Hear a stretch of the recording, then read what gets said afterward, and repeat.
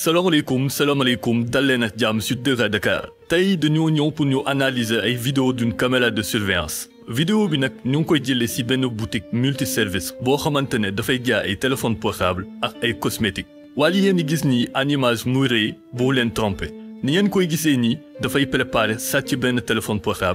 portable bi mu sàcc nag Samsung Galaxy Note 20 la valeur am nag ñu ngi koy xayma lu toll ci 525 000 maanaam xaaju million sans plus tarder nañ dem analyser vidéo bi ñu xool erreur yi nekk ci biir ak yan solution lañu mën a mettre en place ba lu mel ni dootu mën a amati ci biir boutique bi ayca ñu dem ñu ngi leen di ñaan ngeen like vidéo bi ngeen partager ko ngeen wax ñu seen xalaat à travers les commentaires.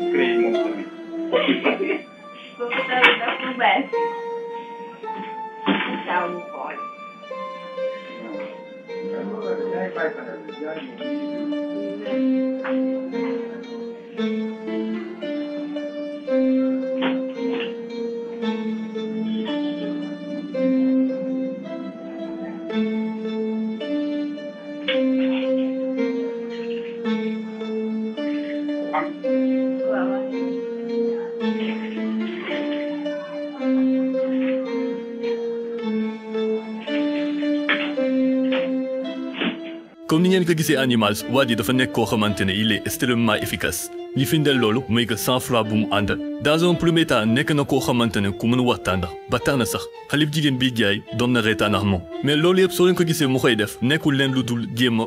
détourner attention wu xale bu jigéen bi pour mën a jox si lu mu bëgg. Première faille de sécurité bi nekk ci place bi dañuy gis ne comptoir la comptoir yi dafa nekk ay comptoir en vitre te comptoir en vitre yi nii dafa gàtt seen largeur à peu près moo ngi toll ci 50 à 70 centimètres beneen reproche mi ñu mën a def mooy que comptoir bi vitre bi tëjuñu ko nañu bàyyi xel que ni vitre comptoir yi dañ ko war a tëj avec clé te it clé bi waruñu koo bàyyi ci comptoir bi beneen solution pour mën a éviter genre mbir yu mel nii mu di installer ay vitres yoo xamante ne dafay jóge ci suuf ba ci kaw comme ça client bi du mën a am accès ci comptoir bi boobu aussi tamit solution la mais nekk na aussi benn solution boo xamante dafa xaw a onéreux maanaam xaalis bu bëri si nar a génn cependant am na aussi beneen solution mu di client saa yu su duggee dee ko bàyyi xel wala mos a nangu di ko woon ginnaaw parce que il suffit d'une fraction de seconde mu am lu mu def loo xamante ne yow xëy na doo si bàyyi xel te amaana caméra de surveillance yi mën na koo filmer mais si instant boobu noonu doo ko mën a xam te loolu ça sera trop tard malheureusement espérons que borom dina mën a récupérer téléphone bi mbir mi nag mu ngi noonu leen laaj seen xalaat à travers les commentaires bu leen fàttee abonné